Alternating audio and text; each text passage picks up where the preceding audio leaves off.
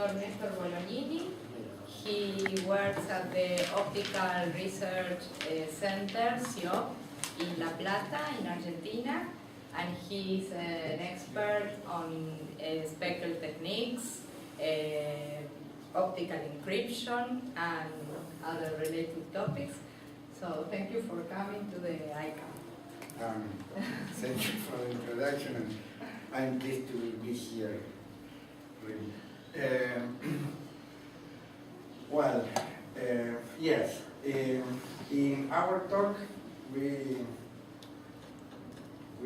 talk about optical granularities, speckles, which are random intensity distributions that appear when coherent light interacts with random scatters by reflection or by transmission. We will analyze modulated specular distributions registered in photorefractive crystals in order to emphasize some properties of the specular distribution, volume properties. Then we follow with optical encryption using speckle patterns. And finally, we will talk about a very, very recent subject, which is dynamic encryption, also using speckle patterns. So let's start. In this first part, we'll talk about some properties of speckle patterns.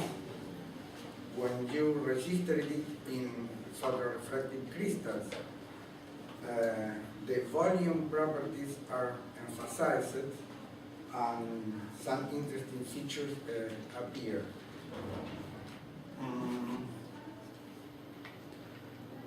This is a photorefractive crystal about 1 square centimeter.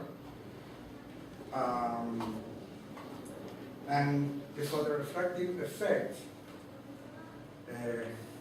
is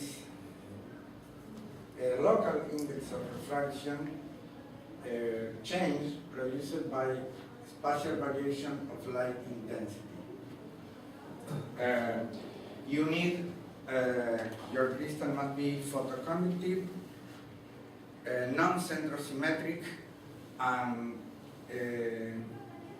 experience the linear electro-optic effect.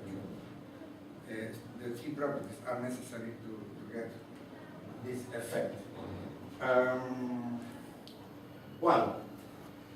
The features of photorefractive effect is that it responds to intensity gradients, so are very well suited for holography, because holography usually are sinusoidal distribution that you store in a medium. Therefore, the gradient also is a sinusoidal distribution. Therefore, it's very well for this kind of storage.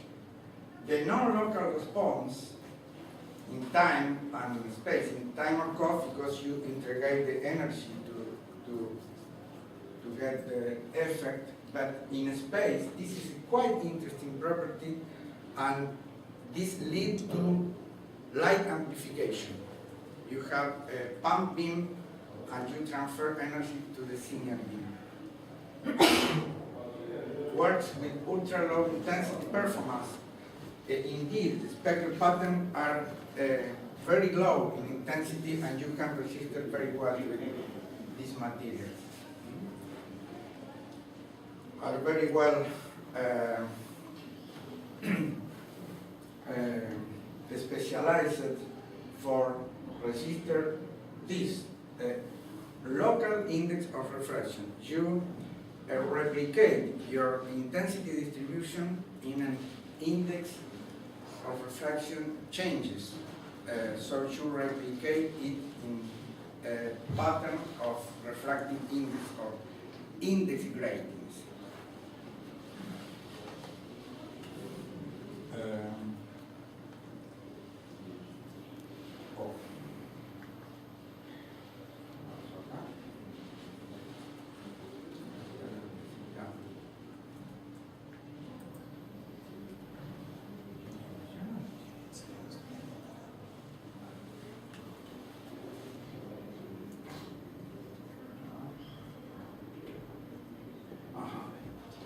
Well, this is a spectral pattern, a random intensity distribution of light. A spectral itself is 3D in nature, but nevertheless, usually the approach to study this phenomenon is 2D. Therefore, our objective is to store this pattern in volume media so you can emphasize the 3D properties of the spectrum by this way. There is a conjunction approach. Well, consider a transparent random scatter, which is a diffuser, and you can image it with this lens in a region, not in a plane, because these units, which are the speckles, are volume distribution, not plane distributions. So, if you have a photoreflective crystal with some thickness, you can store them in the material.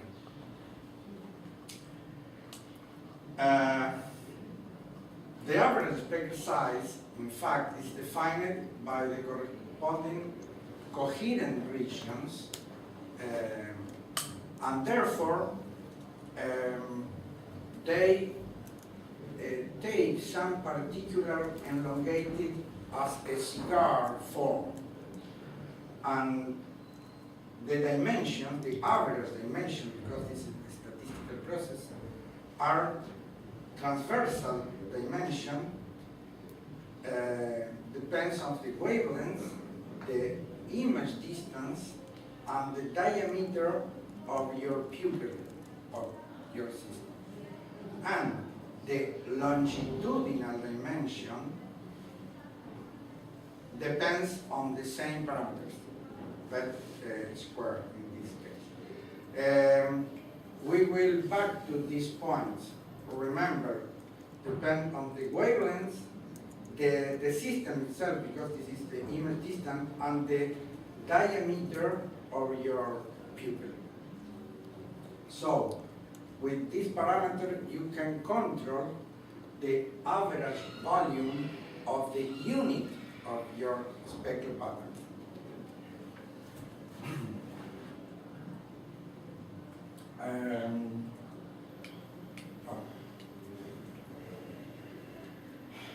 We'll go in details to analyze low frequency modulated speculum, diffraction efficiency, high frequency, two-way mixing, and four-way mixing. In all the cases, you have an interference patterns that you map it into a grading index inside the photorefractive material. In the four cases, you have an interference pattern, fringes, that you translate as a grating, and as index grating, a transparent phase index grating, inside the material. These units, the spectrums, are very tiny, just few micron of dimension, usually, in the visible region of light. Therefore, we will use this setup. A laser coherent light, a transparent scatter, a diffuser.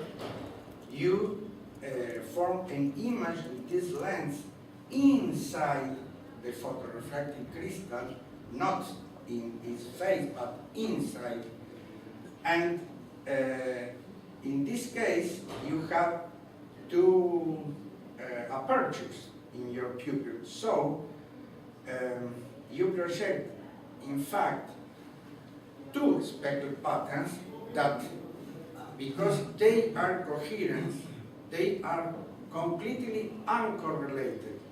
But anyway, they are coherent, so they can interfere. And the resulting pattern have fringes inside. When you store in the material through the photorefractive effects, you map this intensity fringe pattern in a grating index, in index grating. That with a second laser inside this micro grating, because they are stored in the grain of the speckles, we produce diffraction, and we will observe one order of this diffraction at this point. So, in the following, this is the basic setup that we will use. And what we will observe? Diffraction from the speckle pattern stored inside the crystal as index grating. Well, this is more in detail. You have your diffuser to make an image, but you have two speckle patterns, here represented only by one grain. They interfere and they occupy just a little region from the complete volume of the grain, of the unit of the speckle pattern. So, this volume speckle nature introduces now a new parameters that you can characterize this phenomenon. In conventional volume holography or volume grating in the Bragg regime, you have all the volume of your material where the grating are distributed and it diffracts light. Now, our diffraction is concentrated in these minute areas only. So, you have an effective length where interference takes place that is characterized by these two possibilities. If the speckle length is shorter than the thickness of your crystal, you use this effective speckle length as interaction length. On the other side, if this magnitude overcomes the crystal thickness, so you use the thickness itself of the material as your interaction length. This is a very crucial difference with conventional diffraction, volume diffraction, or on Bragg or out of Bragg diffraction. Yes. What is SEN? SEN? What's mean this? SEN. This means Sine function. Sine, the harmonic function. Sine. Sine. One, Oh. I understand. Just Excuse me. why not cosine? Yes. So no cosine, sine. Why not, he asked? Why not It's cosine? why? Because you use the cosine projection you get if theta is smaller than this. I need a pencil, perhaps. This relation. You see, here is the transversal dimension or your speckle grain. Here is your longitudinal dimension. Yes. This angle define if you are you get smaller than this ratio, you must use the longitudinal dimension of your speckle as your equivalent length. In any case, the projection tend to be a sine, not a cosine. So, if the speckle grains are practically parallel, you use this one. If they are cross this way, you use the second one.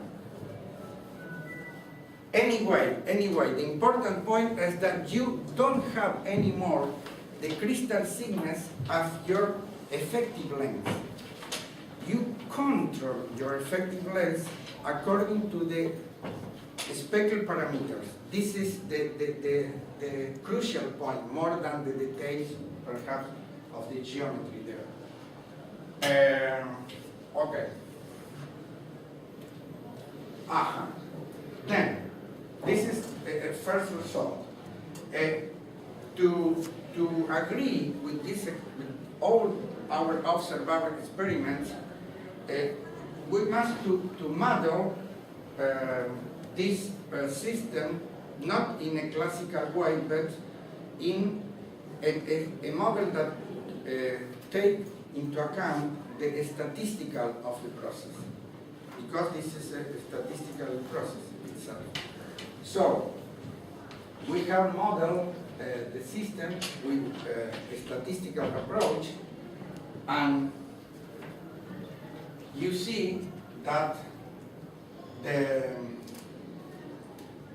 these points that are the theory are experimental points are rather in coincidence with our model. The other one also is a model that only considers the mean modulation value of the spectrum. Oh, thank you.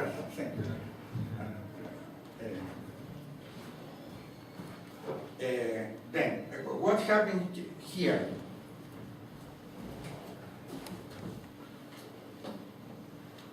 This angle is this angle.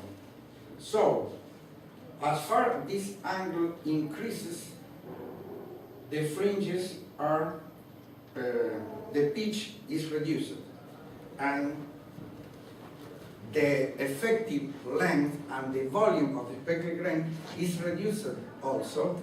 Therefore, there is not a place where the light can be diffracted. So, the diffraction efficiency is reduced very quickly. You see? Also, the observables are diffraction light, diffraction efficiency. Okay. Well, this is a reasonable result, of course. This is a accumulation process. You integrate in time your the energy that receives the crystal, shows the grating depth which produces diffraction increases as far as the time goes, just to saturation. Well, there are another results, but we can skip them, but there are a good coincidence in the experimental results are the predicted by our model that take into account the statistical of the speckles. So, this first point is stressed that the speckle in the interaction had effective length that is different. This is different than this. The crystal thickness can be smaller or larger than the speckle itself. This is the point. Now, let's go to the second part, that is high frequency modulated speckle. So, you register the speckle pattern as a conventional hologram, volume hologram. Then, This is the approach. Anyway, the system is similar as before, but now this is the diffuser. This lens forms an image onto the crystal, but see, now there is not two holes here to produce interference. You have a reference beam which interferes with the speckle pattern to get a hologram. This is the one. When this is registered, you read out this the grating that are stored here with the reference beam. In this place, you have not the diffuser. You just read out the gratings with the reference beam and get the diffraction at this point. And we'll evaluate the diffraction efficiency producing here. Well, now, the diffuser, the lens, the volume where the speckle pattern developed, and inside each grain you have fringes. So the speckles are fringe modulated that are converted in gratings, index gratings, due to the reference beam. Again, you have an effective length of interaction in this scan. You don't have a grating in all the crystal, but just in this micro holograms inside the speckle grains. Therefore,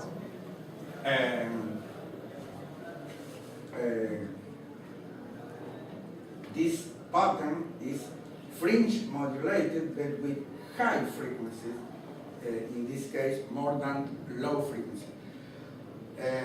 We will back at the final part of our talk with the low modulated cases. But now go on with this case. The conventional diffraction efficiency in a transmission hologram is sine square of some parameters which includes the grating depth in your grating, the bulk index of refraction of your material, the incident angle in the medium, this angle, for half this value, and of course the thickness of your medium. So the diffraction efficiency increases directly with this magnitude. But due to the finite extent of your speculas, and you get integrating inside the speckles, the expression is modified like this.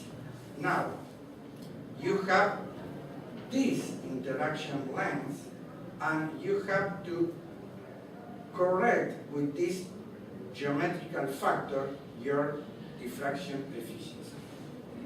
Remember that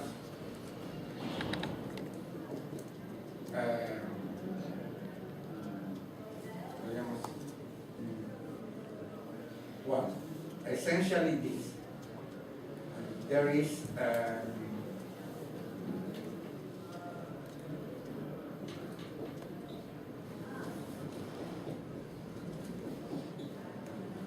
now we will evaluate the influence particularly of this parameter, the diameter of your pupil in the experiments. Look this result. If the diameter of your lens or your pupil is 2 millimeters, you have a diffraction very directionally. Is equivalent to a situation of you get on-Bragg diffraction. If the diameter is increased 10 times, diffraction is spread out and you don't get a sharp directional diffraction as in the first case because of this dependence. If you have a smaller diameter, your speckle, your volume of your speckle increases. Then you have more space where light is diffracted in volume and is on-Bragg diffracted. If the volume is reduced, it's spread out and you don't have on-Bragg conditions. Okay, the same. As far as the pupil of your lens becomes smaller and smaller, the diffraction efficiency increases as well. But this is quite interesting result that represent this situation. If the diameter of your lens is reduced so that the length of the speckle overcomes the crystal thickness, which is this situation, so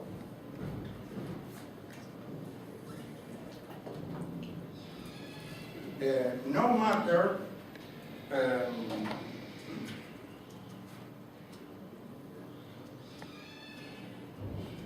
the three cases are equivalent. You get only diffraction here. Of course, not here, because this is in the air. So the system saturates at this point. This is a very striking result that confirms that the behavior of these microholograms.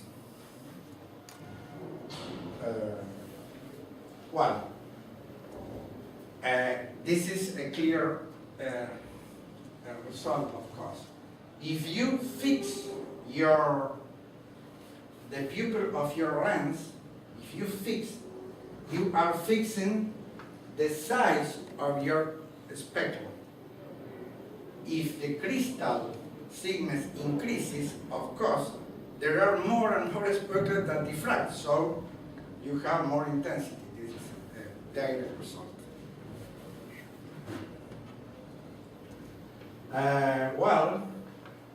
Another important parameter, as in any hologram, is the mean modulation value, which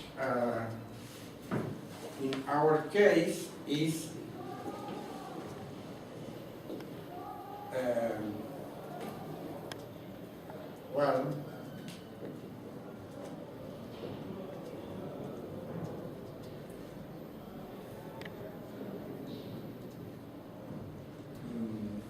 this represent, one of these is the reference beam and the other are the speckle beam. Note that this value is local because depend of each point in the speckle pattern. So there is a statistical response in any case.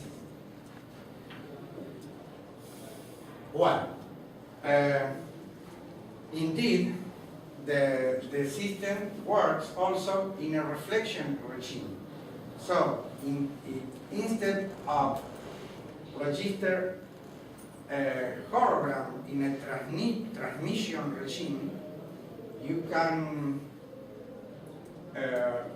use this configuration where the signal comes from this side of the crystal and the reference comes from the opposite side. So you get here the signal and the reference from the opposite side. You have a reflection hologram inside the speckle grains, not in all the volume of the crystal. And the results confirm, well, this is a detailed scheme of the index gradient that you get inside your order. And well, the result of course confirm the behavior as far as the diameter of the lens that project the speckle pattern onto the crystal increases, the diffraction efficiency exhibit dispersion and is more directional when the diameter is reduced. Reducing the reduction in the diameter of your pupil implies a volume in your speckle grain more important. Well, the same behavior as in a transmission case, so it's not necessary to consider. Well, the third part, amplification. One of the properties we have mentioned is that the photorefractive effect responds with the gradients of the intensity. So, if you have your fringes here, the system responds with its grating here. There is a phase shift between the fringes and the grating that is produced inside the crystal. This phase shift leads to amplification because of self-diffraction. There is the pump beam, which in this case is represented by the reference beams, transfer energy to the signal beam in the interaction. So we talk about mixing of the beams. When we use the term mixing, as we are transferring energy from the pump to the signal beam. And this is the case. In the scheme, which is similar to the previous one, the diffuser, the image pattern inside the crystal, and the reference beam, we have added this piezo mirror to shift the reference and to shift the phase of the reference beam, so the fringes that are projected inside the media move and can be tuned with the grating which are stored inside, and you can generate amplification. This is the way of doing it. Well,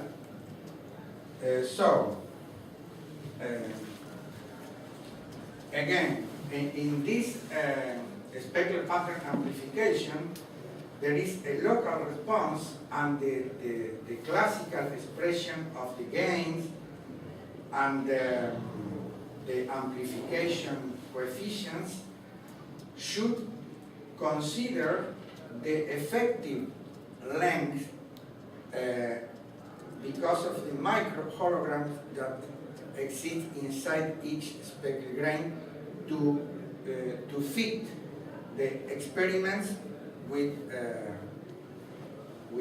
model.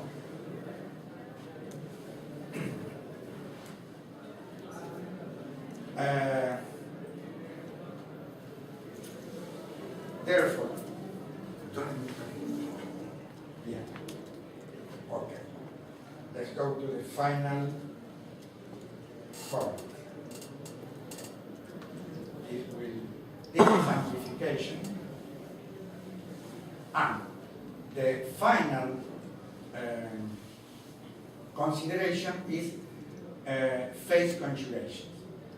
You have the diffuser, a lens, you form an image inside the crystal of the speckle pattern, the reference. Then now, with this retroreflected mirror, you get 4 beams that go back through the systems and, well, eventually can be used in some image processing as we will see. Now, we have here 4 beams. 1, 2, 3, and the diffraction produced travel back to the system, and this is the 4 beam. Well, this is the schema. The signal, the reference, the retro-reflected beam, and the beam that travel back to the system. This beam is phase conjugated beam. What means? The response is similar as we have described, but we have stressed the point of get a phase conjugated beam. If you have a mirror,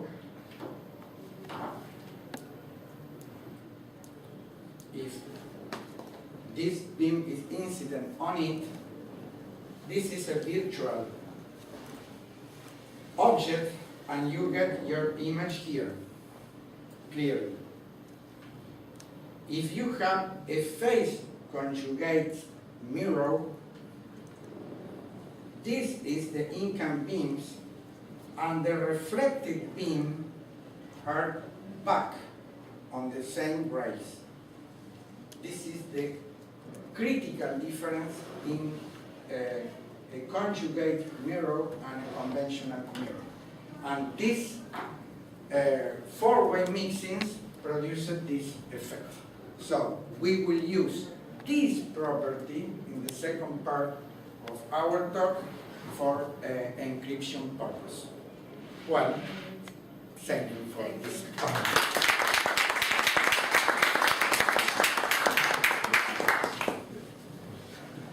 Questions?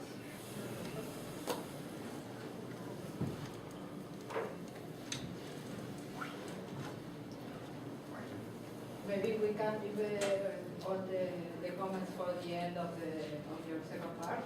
Okay. And then we make now a very short